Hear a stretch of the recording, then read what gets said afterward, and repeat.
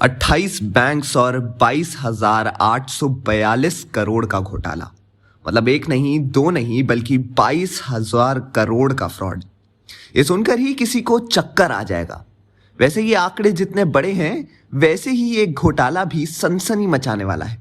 पर यह घोटाला हुआ है जहाज बनाने और मरम्मत करने का काम करने वाली कंपनी का, और इस कंपनी का नाम है एबीजी शिपयार्ड। ये कंपनी बहुत पुरानी है। मतलब साल 1995 में कंपनी को शुरू किया गया था। ये वही दौर है जहां इंदिरा गांधी की मौत के बाद जब उनके बेटे राजीव गांधी 40 साल की उम्र में इंडिया के प्राइम मिनिस्टर बने थे। बात करें कंपनी के रजिस्टर ऑफिस की, तो कंपनी का रजिस्टर ऑफिस है गुजरात में।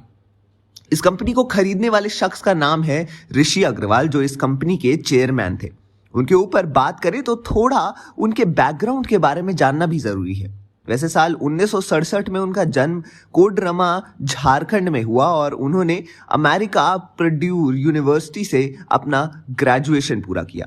फिर वो शिपिंग कंपनी का बिजनेस करना चाहते थे और तभी उन्होंने RAS नकारा से मगडाला शिपयार्ड 8 लाख रुपए में खरीद ली। अब ये 8 लाख कहां और 22,000 करोड़ कहां, फर्क देख रहे हैं आप। वैसे शशि रैया और रवि रैया, अब आप सोचेंगे कि ये कौन है, तो ये SR ग्रुप के मालिक हैं और ऋषि अग्रवाल इनके भांजे हैं। तो ऋषि को जो पहला ऑर्डर उन्हें मिला था वो उनके मामा की ओर से मिला था। वैसे कंपनी खरीदने के बाद ऋषि ने कंपनी को टॉप पोजीशन पर पहुंचने के लिए कोई कसर नहीं छोड़ी, और इस बात की गवाही देती है कंपनी का सक्सेस। कंपनी 16 साल में 165 से ज्यादा जहाज बना चुकी है, जिसमें से 45 दूसरे देशों के लिए बनाए हैं। ये नेवी और कोस्ट गार्ड के लिए भी जहाज बना चुकी है। कंपनी के सूरत शिपयार्ड में 18,000 डेड वेट टन और दोहज शिपयार्ड में 1,20,000 डेड वेट टन की कैपेसिटी है। पर इतना सब कुछ होने के बाद भी ऋषि अग्रवाल ने बैंक से लोन लिया। बिजनेस है, यानी कि उतार चढ़ाव तो आएंगे ही, कभी प्रॉफिट होगा तो कभी लॉस। पर यह लोन लेना है घोटाले की शुरुआत। इसमें 7,079 करोड़ रुपए ICICI bank, 3,634 crore IDBI, 2,925 crore SBI, 1,616 crore bank of Baroda, 1,244 crore PNB और 1,228 करोड़ इंडियन ओवरसीज के बकाया है। यानी इन 6 बैंकों के ही 17,734 करोड़ रुपए बकाया है। इनके अलावा बाकी 22 बैंक्स के 5,108 करोड़ रुपए बकाया है। तो हुए ना total 28 banks.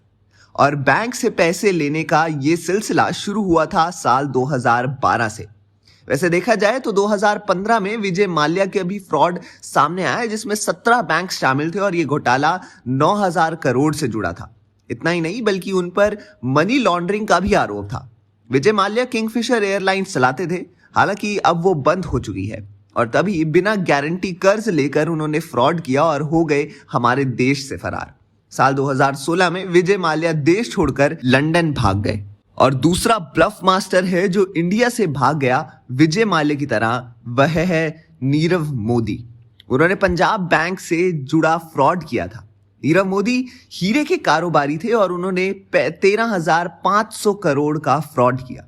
Jewellery designer Nirav Modi ने बैंक की मुंबई बेस्ड एक ब्रांच से फर्जी तरीके से एफिडेविट हासिल करके बाकी भारतीय बैंकों से विदेशों से पैसा हासिल कर लिया।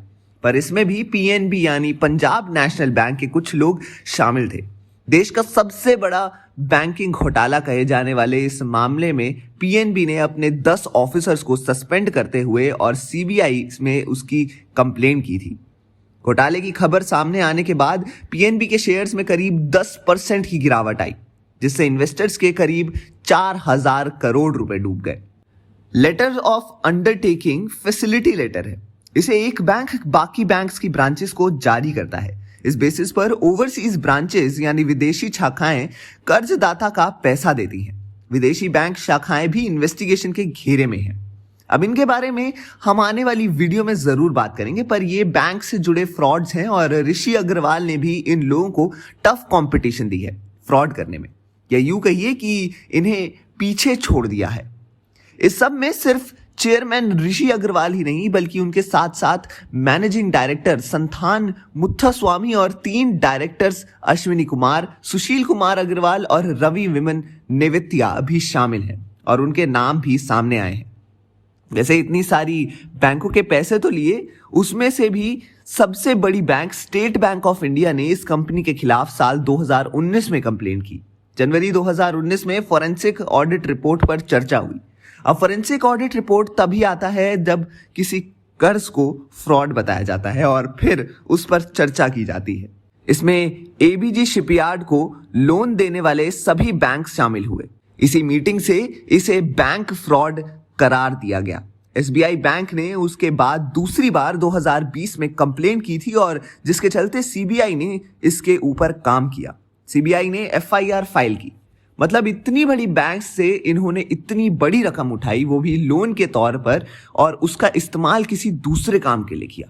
मतलब बैंक से इन्होंने पैसा इकट्ठा किया और इतना सारा पैसा ये किसी और काम के लिए संभाल कर रख रहे थे, जबकि बैंक लोन लेने का रीजन कुछ और ही था। मतलब एक कॉमन मैन को बैंक लोन लेना एक परेशानी लगती है, जो कि है भी, पर इस तरह के महाशय अगर बिजनेस कर रहे हो और लोन ले रहे हो तो फिर बैंक्स को ही काफी सारी परेशानी होगी ऐसे लोगों को लोन देने में और उनसे निपटने में। मतलब बैंक्स को भी इन लोगों ने अच्छा कार का झांसा दे दिया। एफआईआर फाइल हुई, पर ऋषि अग्रवाल को लेकर पॉलिटिकल मामला भी शुरू हुआ। जैसे वो सूरत से हैं तो एक बड़े नेता का उनके साथ कनेक्शन है और इसलिए उनकी केस को शायद रफा दफा किया जा सकता है या फिर हल्के में लिया जा सकता है, और ऐसा कई बार हो चुका है।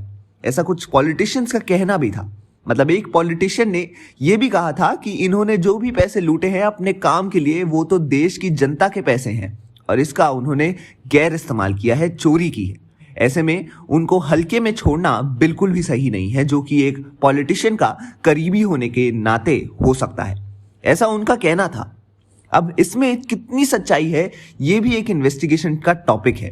वैसे इस टॉपिक पर झगड़े करते हुए एक बात भी सामने आई। जैसे 2007 में, 15 साल पहले यानी 2007 में कंट्रोलर एंड ऑडिटर जनरल यानी सीएजी की एक रिपोर्ट आई थी और इस रिपोर्ट में यह बताया गया कि एबीजी शिपयार्ड को अक्टूबर 2007 में आधे दाम में एक जमीन बेची गई और वो 1.21 लाख स्क्वायर मीटर की जमीन थी।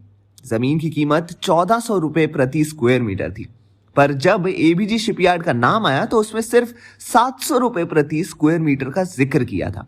मतलब आधे दाम में उन्हें ये बेच दिया गया। इन लोगों ने आधे दाम में लेकर अपना फायदा भी किया और बैंक्स को लूट कर लोगों को चूना लगाया। अभी इन्हें अमीर बनना था या कुछ और, ये तो वहीं जाने। वैसे ऋषि अग्रवाल अभी तक सीबीआई की कस्टडी में हैं। ऋषि अग्रवाल अकेले नहीं हैं, जाहिर सी बात है, मिलकर उल्लू बनाया है तो उनके साथी भी तो इस इन्वेस्टिगेशन में होंगे ही।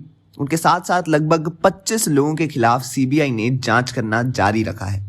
सीबीआई ऋषि अग्रवाल के साथ साउथ मुंबई वाले घर में भी जाकर छानबीन कर चुकी थी।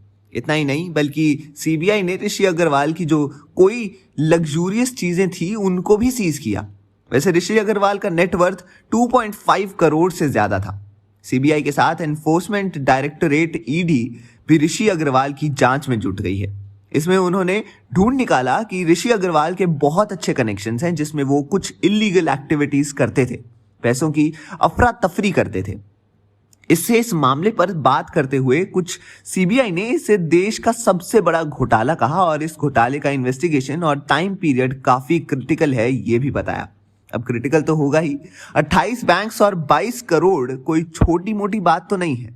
ऋषि अग्रवाल ने तो घोटाला करने में देर नहीं लगाई, पर सीबीआई जांच करते करते परेशान हो चुकी है। तो हो सकता है कि आने वाली फिल्म रेस 4 में हमें ऐसा कोई किरदार देखने को मिले जो इस तरह के मास्टर प्लान्स बनाकर फ्रॉड करने में सबका बाप हो।